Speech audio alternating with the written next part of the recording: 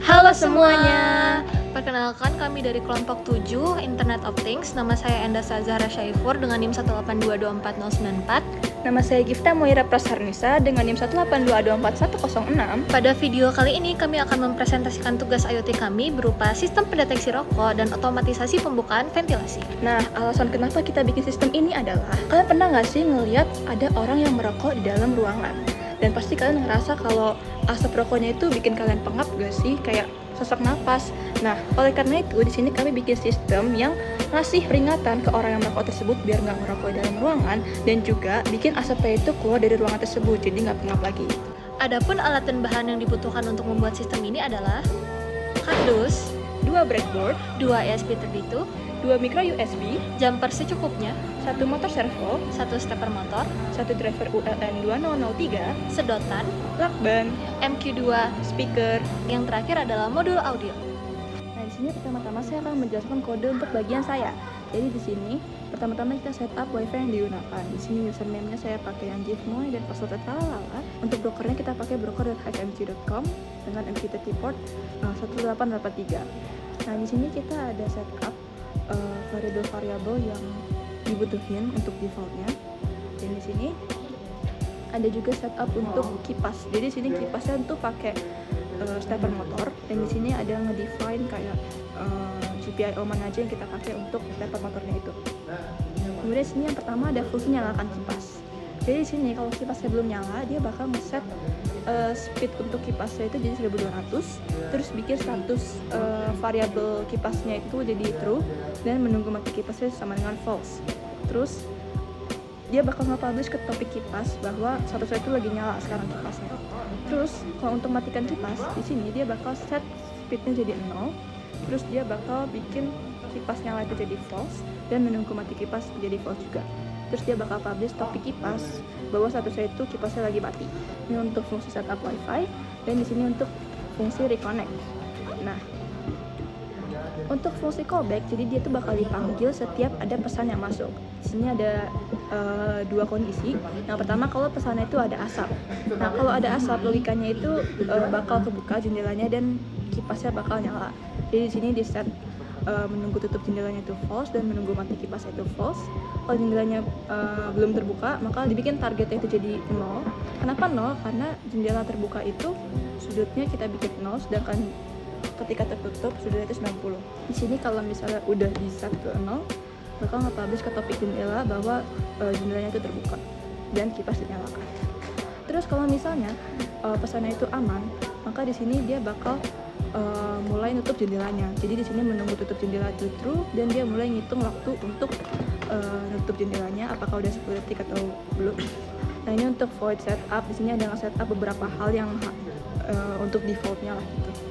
Dan terakhir di sini ada fungsi loop.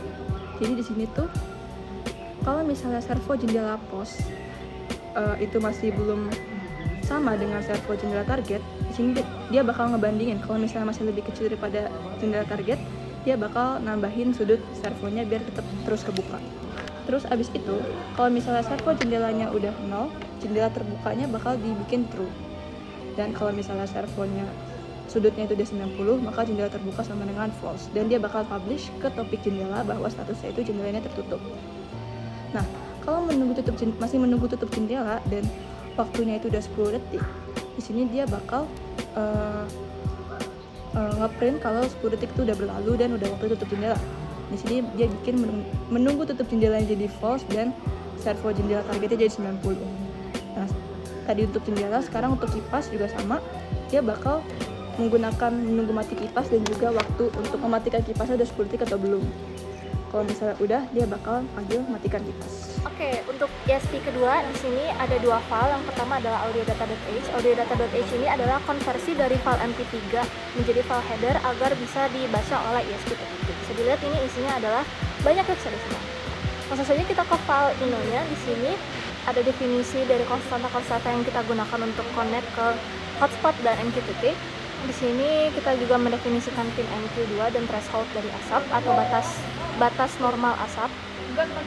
Fungsi pertama adalah fungsi setup WiFi, di mana kita menyambungkan WiFi dengan ESP32 ini. Yang kedua adalah fungsi reconnect apabila WiFi tersebut itu terdisconnected dan MQTT-nya tidak terconnect. Fungsi selanjutnya adalah setup I2S. I2S ini adalah fungsi pembantu kita menggunakan modul suara yang tadinya kita sudah koneksikan ke hardware ini agar suara dari audiodata.h itu bisa di-output menggunakan speaker. Audio data tersebut itu di-output dengan menggunakan fungsi play audio ini, di mana play audio ini looping ke file audiodata.h ini untuk memainkan suara. Di sini ada fungsi setup, di mana semua setup yang sudah didefinisikan itu diatur pertama kali, dan ada fungsi loop. Di sini nilai asap diambil oleh sensor dan dimasukkan dengan menggunakan analog read.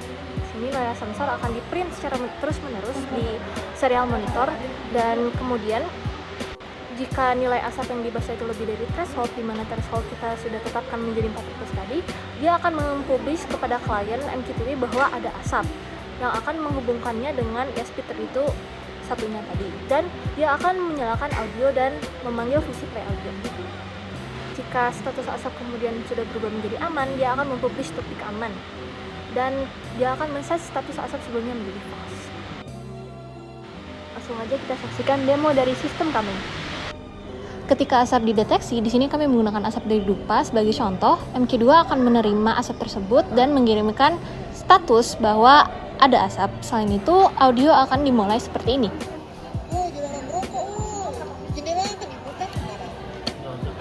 Selain itu, jendela juga akan dibuka dan kipas akan dinyalakan.